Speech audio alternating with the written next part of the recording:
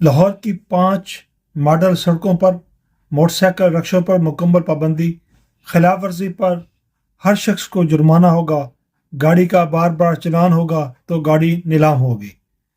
Adventures driving کی صورت میں گاڑی مالک کو 6 ماہ تک قید اور چھت پر سواریاں بٹھانے اور بسوں پر کریک ڈاؤن کا حکم دے دیا گیا۔ سترہ پنجاب اتھارٹی قائم، ویسٹ مینجمنٹ کمپنیاں تحلیل کر دی گئیں اور 41 سترہ پنجاب ایجنسیاں بنا دی گئیں۔ وزیر اعلیٰ اتھارٹی چیئرپرسن ہوگی، نوٹیفیکیشن جاری۔ وزیر اعلیٰ پنجاب مریم نواز کی زیر صدارت بڑھتے ہوئے ٹریفک مسائل پر اجلاس منعقد ہوا۔ اجلاس میں ٹریفک کے جدید نظام کی منصوبہ بندی، روڈ سیفٹی اور نظم و نسق پر تفصیلی بریفنگ دی گئی۔ اجلاس میں ہیلمٹ، چھتوں پر سواریاں بٹھانے اور دیگر خلاف ورزی پر چلان کی رپورٹ پیش کی گئی۔ اجلاس میں بتایا گیا کہ پنجاب میں 60 سالہ پرانے ٹریفک ایکٹ 20 بڑی اصلاحات اور ترمیم لائی گئی ہیں۔ اجلاس میں مزید بتلایا کہ پنجاب میں کسی بھی گاڑی کا بار بار چلان ہوگا تو گاڑی نیلام ہوگی۔ کوئی قانون سے بالاتر نہیں، قانون کی خلاف ورزی کرنے پر سرکاری گاڑیوں کو بھی بھاری جرمانہ ہوگا۔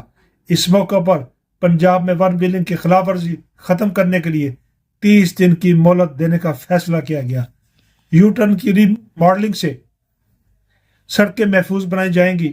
اجلاس میں حادثات میں جان بحق ہونے والوں کے اہل خانوں کو دیت فوری طور پر فراہم کیا جائے گا۔